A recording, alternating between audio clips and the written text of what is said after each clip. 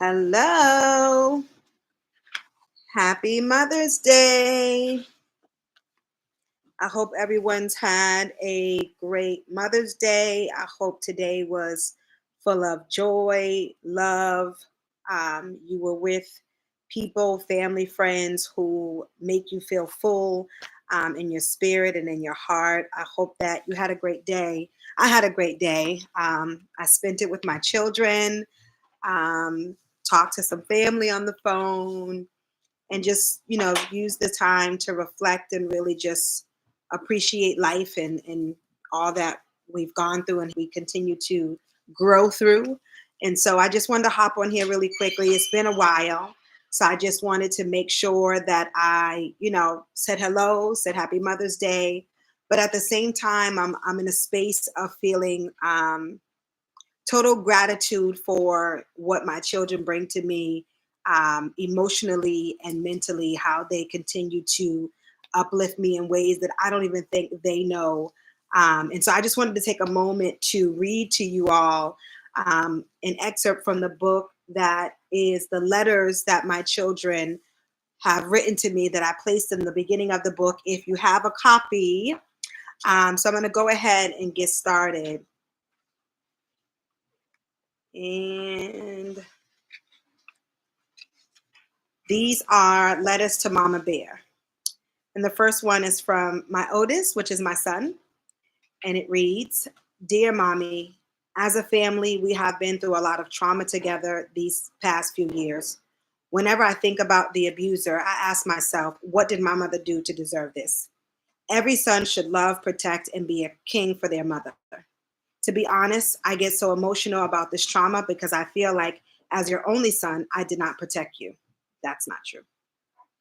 Sometimes I wish I can go back in time to fix things. I wonder if my father was still alive, what would our lives be like as a family? During those rough times, I wish we had more support from family and friends. This was a dramatic experience for all of us, but at the end of the day, we got. I am thankful that you survived domestic abuse and are helping other people who seek support. I remember the first time I witnessed the abuser hitting you. I was very sad and angry. At that moment, I wasn't sure what to do. I remember one day I saw you on the floor with your face covered crying after the abuser had hit you.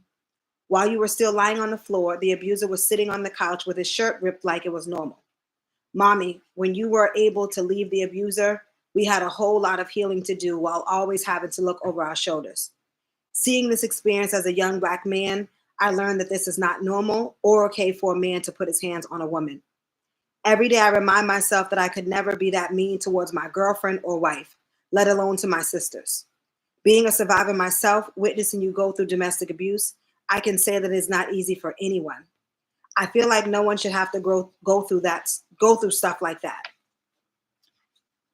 I love you to infinity and beyond, Mommy. Keep shining in all of your glory, Queen. We got. Love, Kai."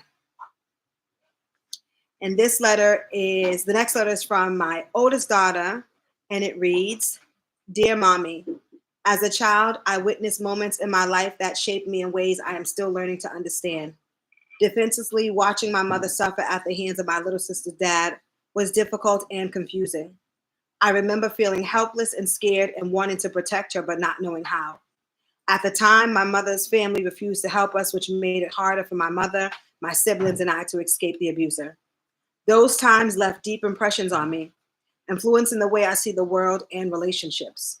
And despite what I had seen at home, I never let myself express my emotions clearly or even show them around people because I didn't like feeling like I was just some girl from Dorchester who witnessed her mother go through domestic abuse.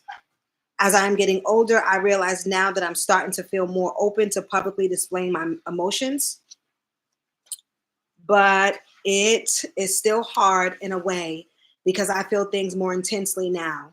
Sometimes feeling emotions that are hard to explain can be overwhelming. I felt a mix of sadness, anger, and confusion, all while trying to find moments of normalcy in a childhood that was anything but. I wanted to shield my younger sister to give her the sense of safety I often craved.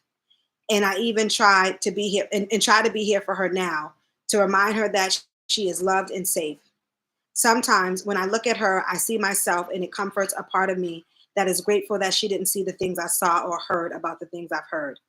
Mom, I want you to know that your strength never went unnoticed. The way you carried on, the way you loved us despite everything taught me what it means to be strong. I've come to respect you so much more for what you endured